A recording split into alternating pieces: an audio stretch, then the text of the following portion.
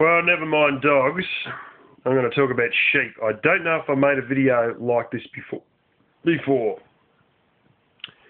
I reckon there's some sheep I know that are smarter than Trisha, Patsy, or whatever her damn name is.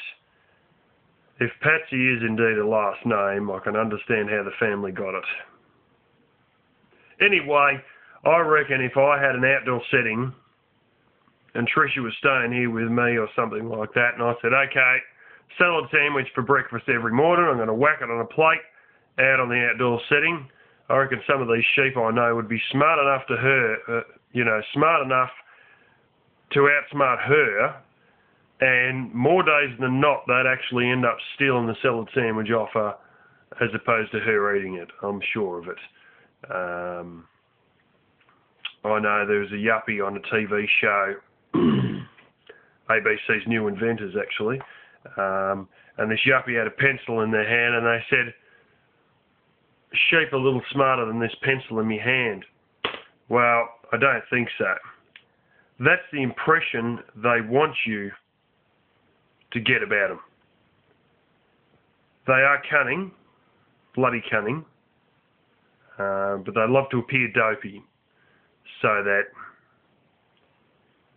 you don't fix the fences too well, being one thing. Now, while they'll be smart, often they won't try and do it in front of you, because then they're knowledgeable enough that they sort of learn things after about 3 times. And after 5 times, they've definitely learnt things. And they're knowledgeable enough that if they do something that you don't like, you'll fix the problem. So what they do is they make sure you aren't watching and then they do it. And there was a hole we had in the fence, and sheep would always hang around this certain area, and they bust through into the neighbour's place. And I was there and I was watching this sheep and I thought, come on, get through, you bugger. And it was just meandering around and trying to pretend to eat, it's where they go sniff the ground and there's nothing but dry dirt or rocks, and they're just sort of looking around, nosing around on the ground like they're looking for grass to eat, like they're grazing. They're fake grazing. And this sod was waiting for me to go inside. And I stood there for about 10 minutes or something like this. And the bugger wasn't going to do it. So I thought, stuff it. So I went inside and looked out a big window inside. And it was still standing there looking back at me. Wasn't going to go through the fence. So then there's another window that's always got a blind pulled down. It's a very skinny window, and often there's a car sort of parked partially in the way. Anyway, I just nipped the side of this blind and watched.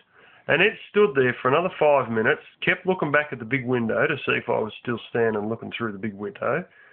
And then it decided after 5 minutes that I'd obviously given up watching it, although I was looking through this little crack in the blind on another window, and the sod went through the hole in the fence. It realised that if it saw me, like if I saw it going through this hole, I was going to go down there with the pliers and a bunch of wire and fix the hole. But they're not dumb. In fact, I've got to film this because it happens all the damn time. And I've almost caught filming it the other day. And there's a door my parents have. It's actually right next to that little window.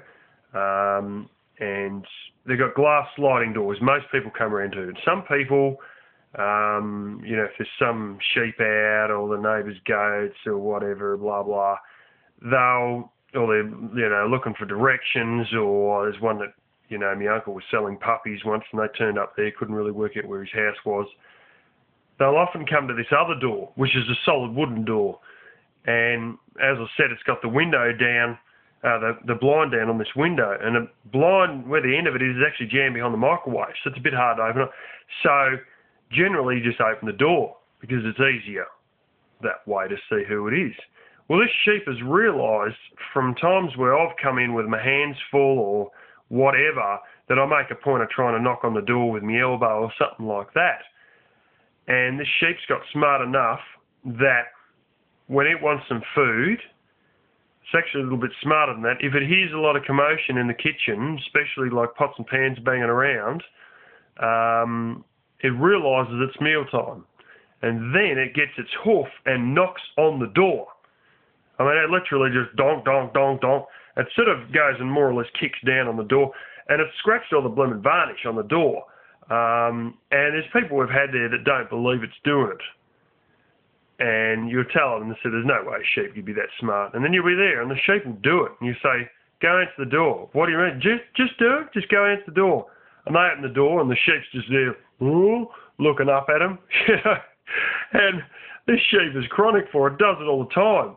But the freakiest thing about it was, it wasn't originally it. It was his mother that done it. And then the mother died, and the lamb just continued on with the practice. So there were some others. I had a newspaper clipping, and I think the newspaper clipping is long gone. It was put in a lunchroom at a sheep auction place, and it was these sheep in northern England, and they keep getting out and getting out and getting out over and over again, and they got sick of it, and farmer couldn't work it out. No gaps in the fence. I'm pretty sure it was stone fence area. And, you know, they're decent, like, height stone fences. There was no reason why these things would get out. And they had this blooming cattle grid on the driveway. And that's pretty common here that, you know, and you probably see it plenty of times in the States. You don't actually have a gate. You've just got a cattle grid. And they had one of those on this guy's driveway, you know, right across where, you know, the fence ended and that. And these bloody sheep would keep getting out over and over. Could work it out. Anyway, the mailman, I don't know if he had a bike or a blooming little motorbike or a little scooter or what, but the mailman was coming up near that corner one day and he heard a bit of commotion, so he turned the bike off or whatever, and he just got down low behind the fence. He crept up and watched these sheep. And the sheep was smart enough to have worked out to basically do barrel rolls. Some people call them army rolls. And they'd run up towards the grid, and then they'd drop their blooming front feet to their chest, and they'd literally roll over the grid like your military barrel rolls. And then once they're out on the other side, they just stand back up again and eat the grass outside. And these sods were doing this, but of course, like all sheep, they only do this crap when no one's around. And it was the postman that finally sprung him in the act, only because they didn't hear him coming.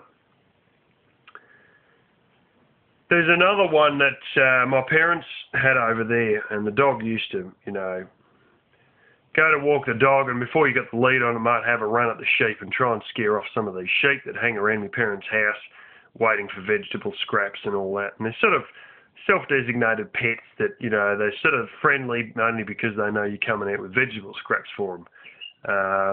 And as I said, food's a very big motivator for sheep. This particular sheep, pretty headstrong little bugger, got sick of the dog always chasing it. This sheep was smart enough to know the way how dominance worked, how you become the dominant animal. And it worked out the social order of Peck in regards to dominance. And what happened one day was it decided that it had had enough of being chased by this our dog. And basically the other sheep had run away, and it had sort of ended up running away with him. And one day it had had enough, and it decided, the dog was let out, and then it decided, right, I'm going to become the dominant one by putting my foot forward first, by making the first move. Anyway, my mum let the dog out of its cage area because it was a female and, you know, used to go on heat sometimes. And let it out of its cage, and it come out, and the first thing that happens is the sheep just comes up and just goes bang and just butts it. And if you ever seen rams butting it, this sheep just friggin' just hit the dog. And the dog would have a go at the other sheep, but not this one. And it got to the point where this sheep would, as soon as it saw this dog out, that would be it. It'd be on. Bang, it'd slam it every time. And it got to the point one day there where my mum was walking, had the dog on the leash and was walking up the driveway, and the sheep was following him, trying to hit the flaming dog, and kept trying to slam the dog. Anyway, the dog had run behind me mum's legs, and then my mum would end up getting slammed in the flipping knee by the sheep. And then the dog would run around her legs, and my mum would be tied up in the blooming dog lead and all this sort of stuff. Just got to the point of being ridiculous. But at the end of the day, the sheep absolutely established dominance over the dog, and the dog was shit scared of the sheep. And the sheep was smart enough to work out this whole social order of dominance and to take advantage of it. And, they're cunning little buggers. They sort of, there's gates around my parents' house. You got like a bit of a garden fence thing that's like a, it's like a meshy thing. It's all powder coated. Anyway, the little latches don't really close very well. And my father had a little setup with a few springs with some of them, and then, the post moved in the soil and the latch wouldn't line up. And these sheep are smart enough to wait till you go inside and then have a nudge and just see if the latch hadn't quite clicked so they could get in and eat the garden. And often enough, they'd make another one. They'd sort of have a go. Double banger. You'd turn up home from the grocery store and you'd have my mum buys a lot of veggies, and she'd have all these veggies. She'd open the back of the car up and she'd be there with these bagfuls of blooming veggies, taking them out of the car. And as she'd be going into the house, the thing would have the head in the back of the car trying to eat the veggies out of the bag. Now, if it wasn't pulling that stunt as you're trying to carry some into the house that's trying to eat the damn carrots in the other bag, then what it'd do, as you go through the gate, you got both arms with 2 bags of veggies on each arm, and then as you open the gate to go through, as you walk through before the gate closes, the bugger would try and get in. And of course, how are you going to chase after a sheep with all this crap in your hands, And, they're blooming cunning little things, And this idea sheep are stupid is just proof that people haven't spent enough time around sheep. And some sheep are, but there's plenty of them that are smart enough to work at the opportunities and the game and how it all works to be able to get what they want, which is either getting out, getting in, getting your food, or, in the one case, dominance over the dog. But yeah, never just assume they're stupid. And I haven't really seen them work as a team.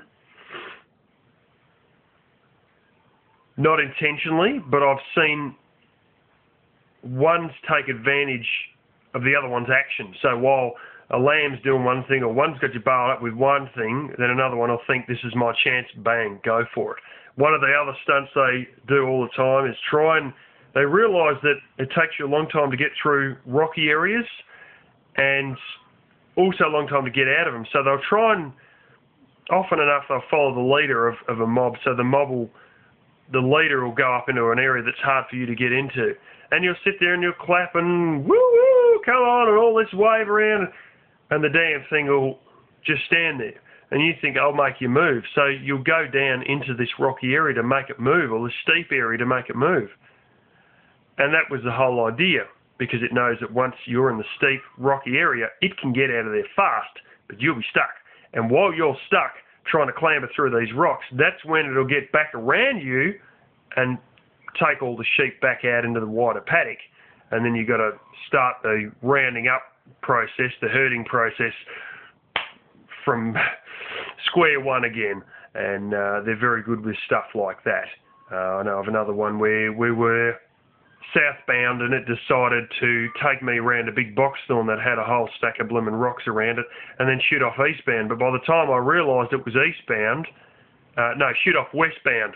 By the time it was going, it basically brought me down and then started to go around this thing, and then by the time it was on the southern side of the Boxthorn, I was on the northern side, and then by the time I got to the eastern side of the Boxthorn, it was on the western side and out into the wider paddock, and then I clambered right the way around this Boxthorn, and by the time I got around and realised it had flown and shot off again. And they know you get what areas slow you up, particularly rocky areas and stuff like that. And they're very nimble little hooves, and they'll go straight through it all without a problem. But they're cunning. They're bloody cunning. And yeah, so there you go. I reckon there's some people like Tricia who could probably be outsmarted by a couple of these sheep I know.